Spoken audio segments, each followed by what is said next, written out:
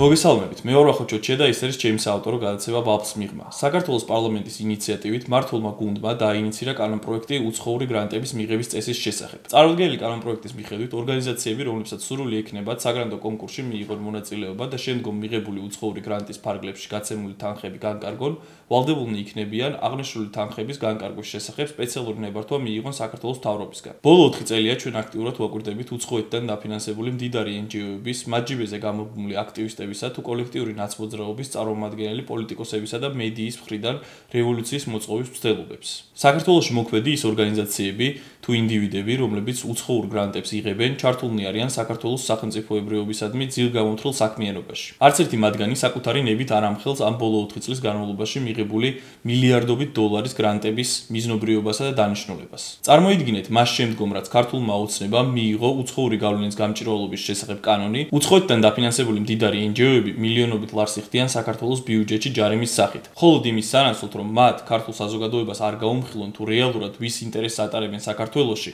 და არ აღიარონ იმ ანტიქართული აქტივობების განხორციელება, რომელსაც ისინი ყოველდღიურად ჩადიან საკუთარი სამშობლოს წინააღმდეგ. ის თუ როგორ იყენებდა Deep State-ის სხვადასხვა ორგანიზაციებს პოლიტიკური და რევოლუციური ცვლილებების მოსაწყობად უცხო ქვეყნებში, ამერიკის ახალმა ადმინისტრაციამაც კი აღიარა და სცადა ამ გავლენებთან დაპირისპირება. ამის ნათელი მაგალითი იყო ამერიკის შეერთებული შტატების პრეზიდენტის დონალდ ტრამპის ერთ-ერთი მთავარი დაპირება, რომლითაც ის ამერიკულ საზოგადოებას Deep State-ის გავლენის დასრულებას პირდებოდა. უფრო მეტიც, ტრამპის თქმით, ან ამერიკა დაამარცხებდა Deep State-ს, ან Deep State-ი გაანადგურებდა ამერიკას. სწორედ ამ მიზეზით იყო გამპირობებული ტრამპის ერთ-ერთი უპირველესი გადაწყვეტილება, რომელიც სამი თვით გულისხმობდა ყველა საგარეო გრანტის გაცემის შეზღუდვას ამერიკის შეერთებული შტატების ხელისუფლების მიერ. ამ გადაწყვეტილებას შეეწირა ისეთი გლობალური გავლენების მქონე ორგანიზაცია, როგორიც იყო USAID. მის გაქრობისა და გლობალური ტრენდის ცვლილებასთან ერთად ხმა აიმაღლეს იმ ქვეყნების წარმომადგენლებმაც, სადაც აქტიურად იყო ჩართული Deep State-ი USAID-ის, NED-ისა და სხვა მსგავსი ორგანიზაციების ხელით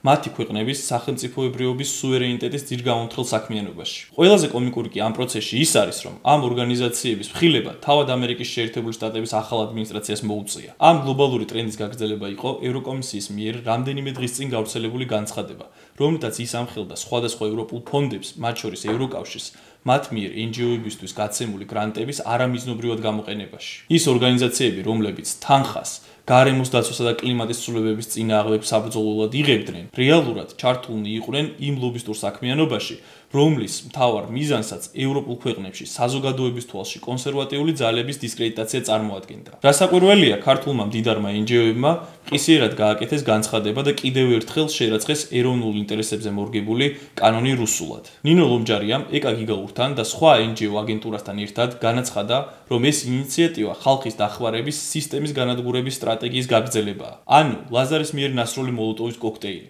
პოლიციელებზე ნასროლი პიროტექნიკა, სახელმწიფო შენობების დაწვა, ძალადობრივი პოლიტიკური აქტივიზმის დატრენინგება და აღჭურვა სახელმწიფო გადატრიალებისთვის, ყოფილა ქართული საზოგადოებისთვის გაცემული დახმარება. ლიბერალურ ნაცბაბლებში კვლავ გრძელდება ქილიკი იმის თაობაზე, რომ თითქოს Deep State-ი არ არსებობს და რომ ეს ქართული ოცნების მიერ მოგონილი კონსპირაციაა. მიუხედავად იმისა, რომ როგორც უკვე აღვნიშნეთ, ეს თავად მათთვის საკრალურმა ფიგურამ, ამერიკის შეერთებული შტატების პრეზიდენტმა აღიარა. ასე რომ ყოველ მორიგ ჯერზე, როდესაც ნახავთ NGO-ების გოდებას მორიგ რუსულ კანონზე და ნაც ლიბერალურ ბაბლებში ქილიკს Deep State-ის გავლენებზე, იცოდეთ, რომ სწორედ მათგან დაფინანსებულ აგენტებთან ან სასარგებლო იდიოტებთან გაქვთ საქმე. დღეს ამ თემით გემშვიდობებით. შევხვდებით მომდევნო კვირას, კვლავ ეთოქზე.